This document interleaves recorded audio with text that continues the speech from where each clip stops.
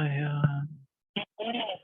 Om Namo Bhagavate Vasudevaya. Narayanam Namaskritya Naram Chaiva Narottamam Devim Saraswatim Vyasam Tato Jayamudire Nashtuprayeshu Bhadreshu Yam Bhagavata Sevaya Bhagavati Uttam Shloke Bhaktir Bhavati Naishtiki. So continuing with the discussion on Nectar of Instruction, verse number 3. So we're reading where we left off in Prabhupada's purport. So Prabhupada further says, so yesterday we discussed about dharya. One has to have patience.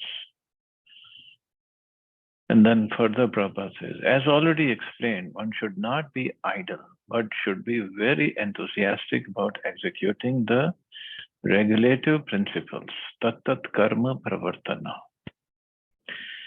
So, tat karma pravartana. So, the shloka is utsaha nishyadharya, tat karma pravartana. Sangvrata sato, no, sangatyaga sato vrite.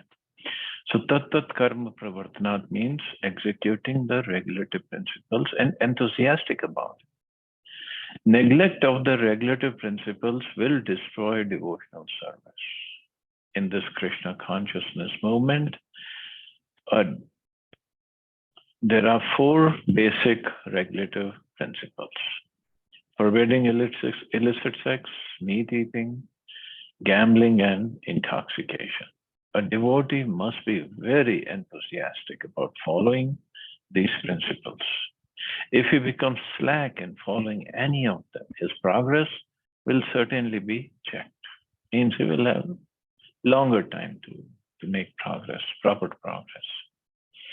Srila Rupa Goswami therefore recommends tat karma pravartanat. One must strictly follow the regulative principles of Vaidhi Bhakti. Because we are so much in the beginning stages of Vaidhi Sadhana Bhakti. So one has to be very, very careful. So in this process, Vaidhi Bhakti, when he makes progress, he comes to the level of Raganuga Bhakti, which is spontaneous, means then nobody has to tell him to get up for Mangala Aarti or to do this. He automatically does because he has spontaneous love for that. But still, one follows the principles, but then he is not to be reminded of following the principles.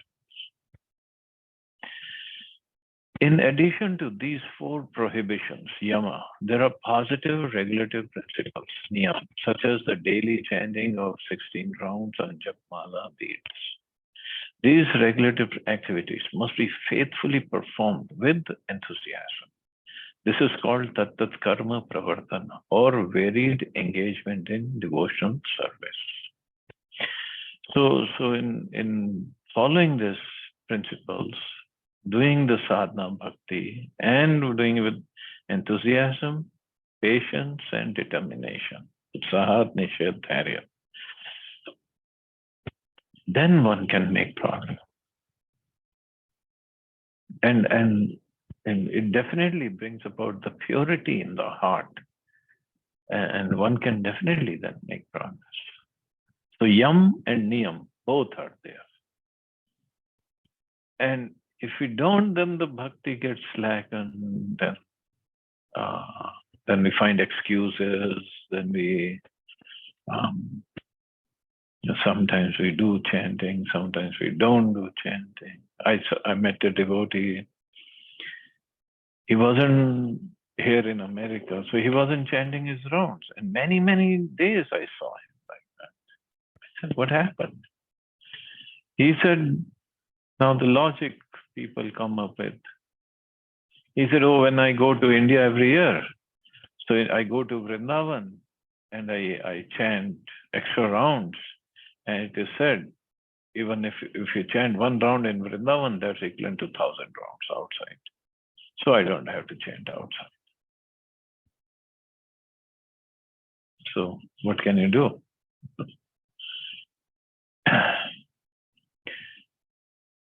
So, but tat karma pravartana. So one has to faithfully follow the regulatory principles, yam and niyam for bhakti. Furthermore, in order to be successful in devotional service, one must give up the association of undesirable people. So even the second verse, we had Jansangha, that is a dosha. Jansangha means associating with materialistic people, and here also, give up the association of undesirable people. So who are these undesirable people? This includes karmis, jnanis, yogis, and other non-devotees. Once Sri Chaitanya Mahaprabhu was asked by one of his householder devotees about the general principles of Vaishnavism, as well as the general routine activities of a Vaishnava. And Sri Chaitanya Mahaprabhu immediately replied, Asatta Sangha Tyaga Ei Vaishnava Achar. Characteristically, a Vaishnava is one who gives up the association of worldly people or non-devotees. But the problem is, how can we give up talking to our relatives who are not devotees or not even following, or even neighbors, colleagues, people that we meet every day on the street? How can we give up talking to them? No. Association is different. Association, in one way, it means by associating with people, we get influenced by their mentality. Then that is association. If we're not getting influenced, that's not association. We're not associating. Or in the next verse of Nectar of Instruction, there are six kind of dealings mentioned between the devotees. So if those dealings are not there, then that is not association. Simple as that. Then that is just, being acquaintance. It's not association. So we are not getting influenced by them, by their conscience. In sense, we have to give our association to them to bring them in on the path of bhakti. That is association. So Asata Sangha Tyaga Ei Vaishnava Achar. That's what Mahaprabhu said about association. Srila Narottam Das Thakur has therefore recommended Tandera Charana Sevi Bhakta Sanevas. One has to live in the company of pure devotees and execute the regulative principles laid down by the previous acharyas, the six Goswamis, namely Shri Rupa Goswami, Shri Sanatana Goswami, Shri Jiva Goswami, Shri Raghunath Das Goswami, Shri Gopal Bhatta Goswami, and Srila Raghunath Bhatta Goswami. If one lives in the association of devotees, there is little chance of associating with non-devotees. The International Society for Krishna Consciousness is opening many centers just to invite people to live in the company of devotees and practice the regulative principles of spiritual life.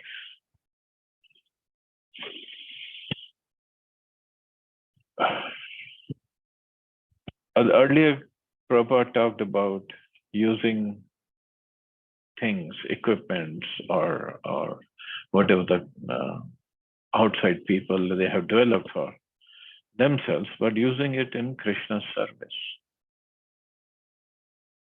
So in association or in using those items, one has to be also be careful that are we getting influenced by those things like laptop or mobile phones.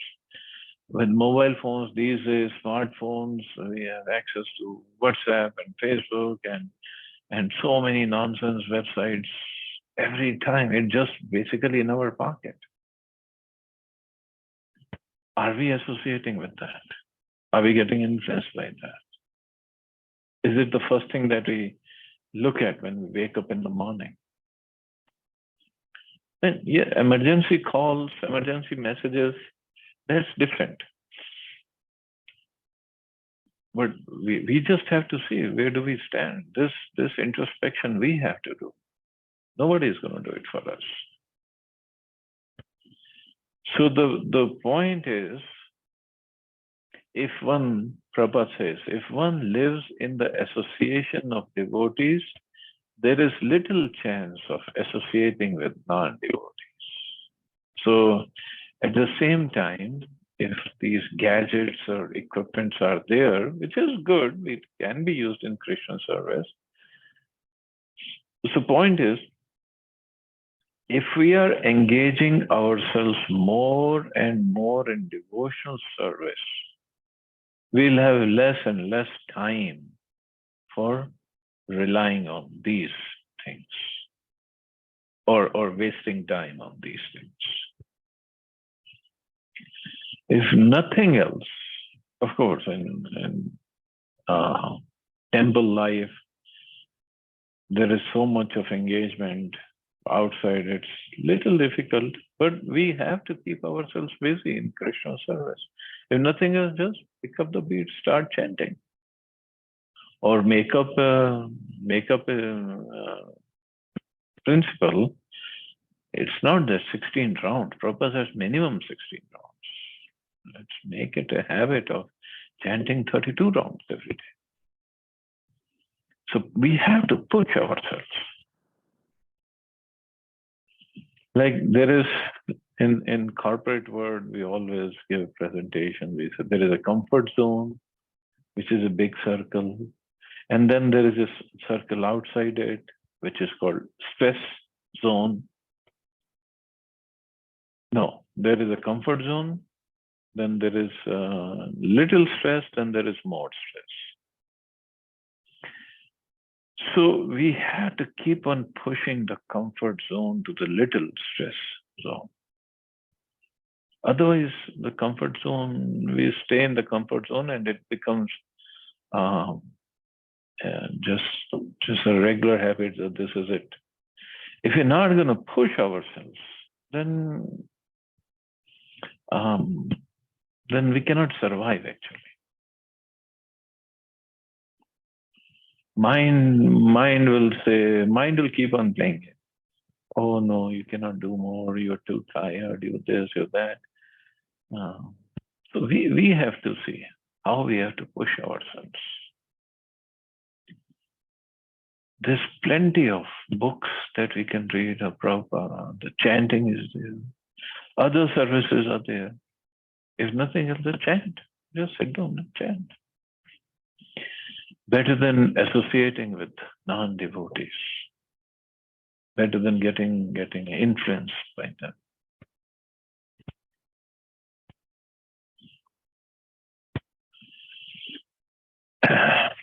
Devotional service means transcendental activity. On the transcendental platform, there is no contamination of the three modes of material nature.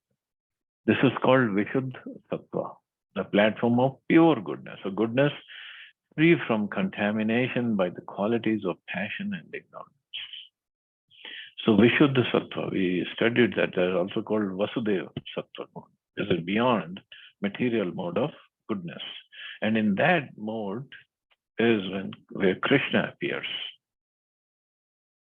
Vasudeva and Devaki are parents of Krishna. So Krishna appeared in the womb of Mother Devaki and first in the heart of Vasudevji, from the heart of Vasudeva to heart of Devaki and to the womb of Devaki, because they were in Vasudeva Sattva platform, they were in transcendental platform. And similarly, Nanda Baba, Yashoda Maya. So this is called Vishuddha Sattva, no contamination of three modes of material nature. In this Krishna consciousness movement, we require everyone to rise early in the morning by 4 o'clock and attend Mangala Arati or morning worship, then read Srimad Bhagavatam, perform Kirtan, and so forth. Thus, we hold continuous activities and devotional service 24 hours a day. This is called Sato Vritti. So, Utsahat Nishyadharya Tattat Karma Pravartanat Sangatyaga Sato Vritti Shadbir Vaktir Prasiddhyati. So this is called Sattva-vritti. Sattva-vritti means following in the footsteps of the previous acharyas who expertly filled every moment of their time with Krishna conscious activities. And actually now those who don't live in the temple or near the temple, what should they do? First thing is we have to make a schedule of our day. We have to make a chart, time chart. That meaning I have to get up by this time every morning. Not 4 o'clock, fine. 5 o'clock, 5:30. Get up. Put an alarm clock. Get up. Freshen up. And one thing that we all should do first thing in the morning is, okay, if don't want to do DT worship early in the morning, that is fine. But it will take only 10 minutes to do all the 4 artis. Just sit down someplace. We don't have to do incense, agarbatti, and diya, and nothing. Just sit down and sing those, chant those 4 artis. First is Guru Ashtakam, Sansara Davanalli Loka, then Narsingh Arti, then Tulsi Arti, then Guru Puja Arti. If you can memorize, great. Otherwise, there are books available, given in the books. So if we do this 4 things, so that means we have done Mangala. It will take only 10 minutes. It won't take more than that. So we have done Mangala Arti, and then we do our chanting or whatever. If we have to go to office, do whatever we have to do, howsoever we have to make our schedule. But something is, the point is, fix up the schedule. This I have to do every morning.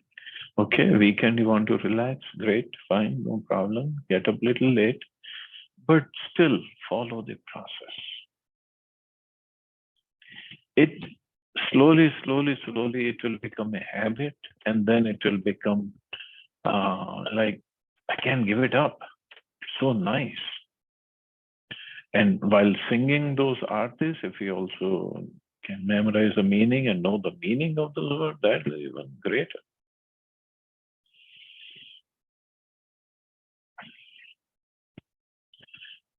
Prabhupada further writes, if one strictly follows the advice given in this verse by Srila Rupa Goswami, namely being enthusiastic, being confident or determined or confident, being patient, giving up the association of unwanted persons, following the regulative principles and remaining in the association of devotees, one is sure to advance in devotional service.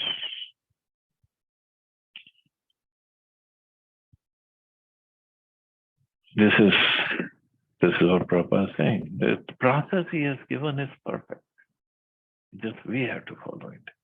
In this regard, Srila Bhakti Siddhanta Saraswati Thakur remarked that the cultivation of knowledge by philosophical speculation, the collection of mundane opulence by the advancement of fruitive activity, and the desire for yoga siddhis, material perfection, are all contrary to the principles of devotional service. Are all contrary. Means to collect atyahar. This all comes under atyahar. And this Shadbir Bhaktir Vinashyati if you do atyahar.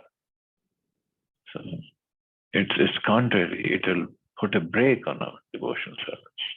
One has to become thoroughly callous to such non-permanent activities and turn his intention instead to the regulative principles of devotional service.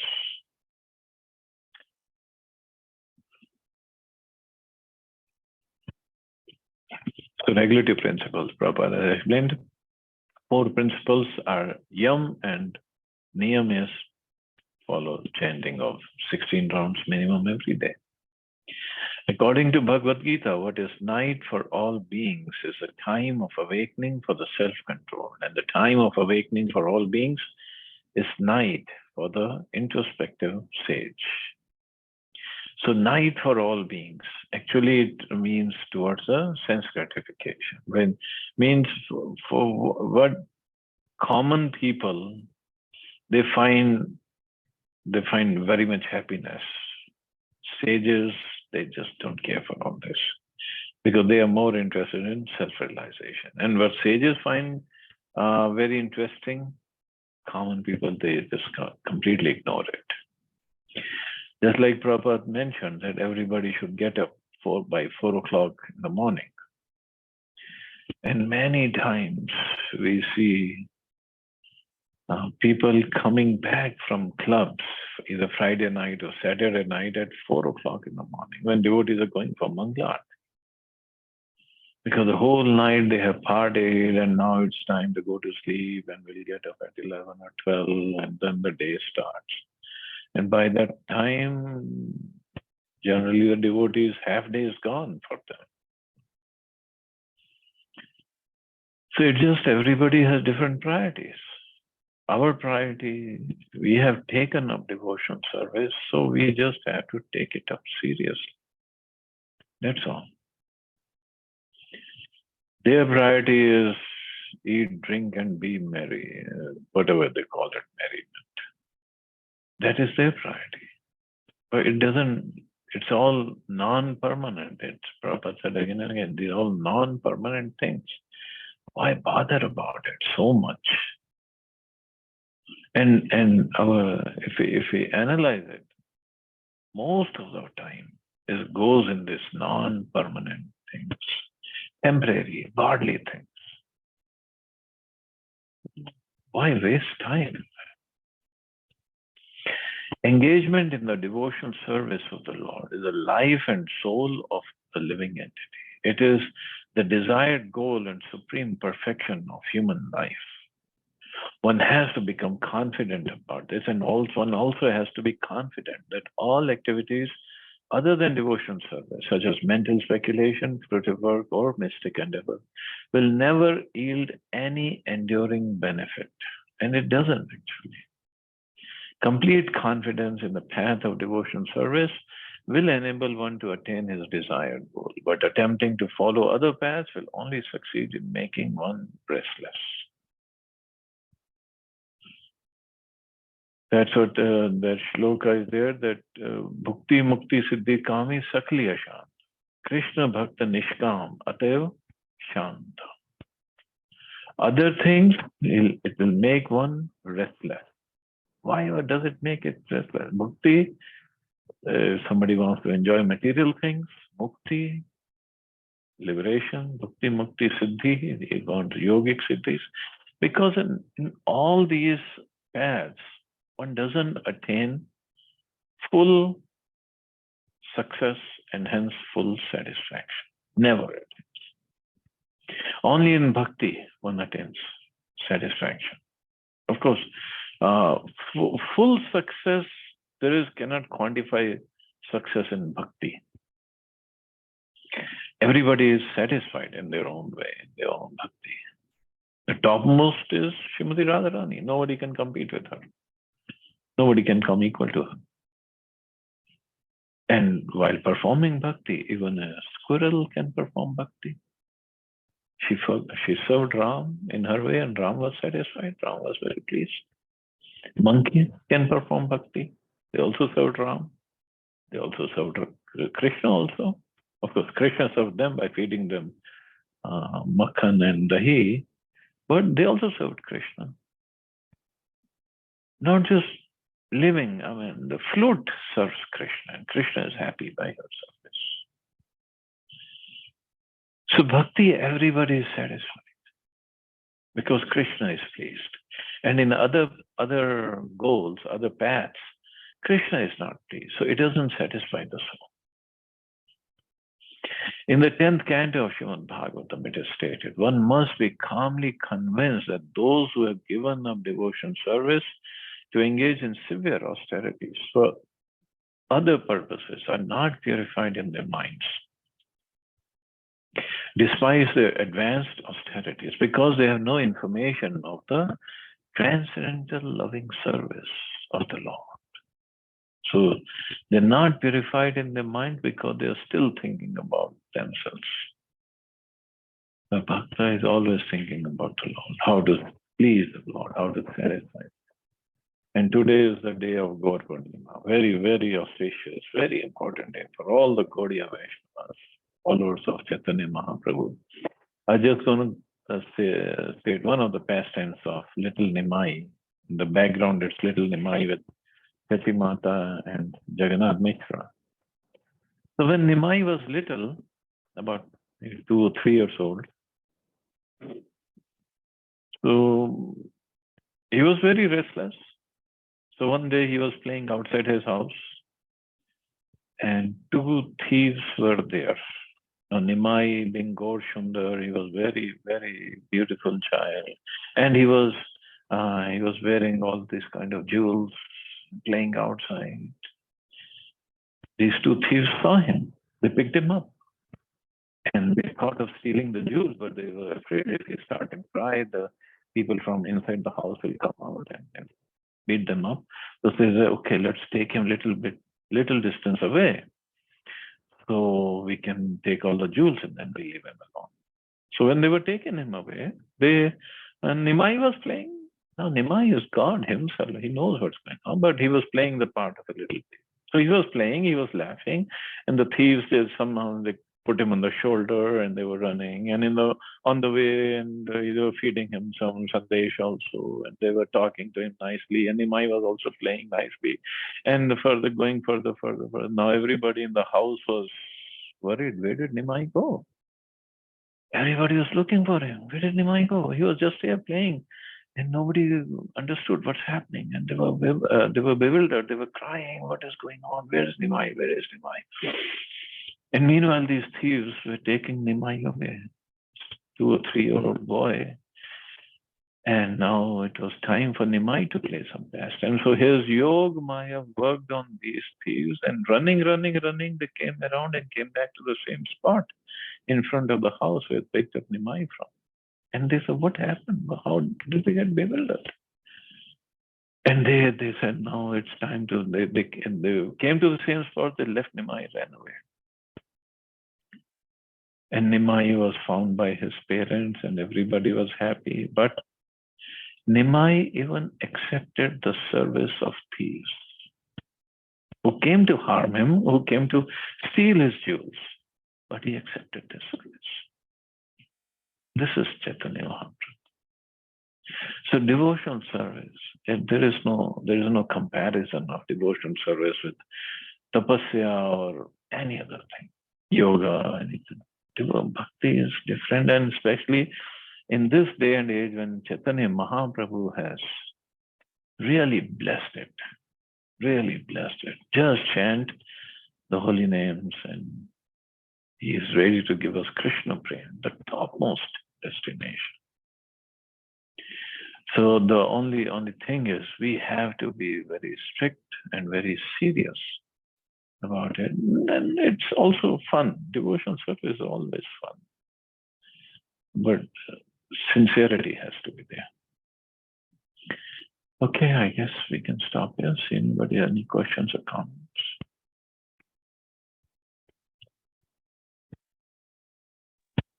Hare Krishna, Prabhuji. I'm searching on internet the Mangla Aarti you just mentioned. So under on the ISKCON website, under Mangla Aarti, there I think 8 of these were listed. Maybe I didn't follow you quite correctly. Can you please repeat? What are the 4 aartis that you said in the morning? We should chant? One is we sing this Guru Ashtakam, Sansara Davana Lida Loka. It starts with that. There are 8 verses in that. So maybe that's what you're referring to, 8 verses. Oh, okay. So that is one aarti. Second aarti is Narsinga Aarti. Third is Tulsi Puja. And fourth is Guru Puja. Okay. I can post it in the group. Okay, धन्यवाद. Thank you. Hare Krishna. Okay, thank you, Prabhuji. Hare Krishna, Prabhuji. Sorry, I have been irregular because of the wedding. That's okay. I hope wedding went okay. Everything was okay. Good.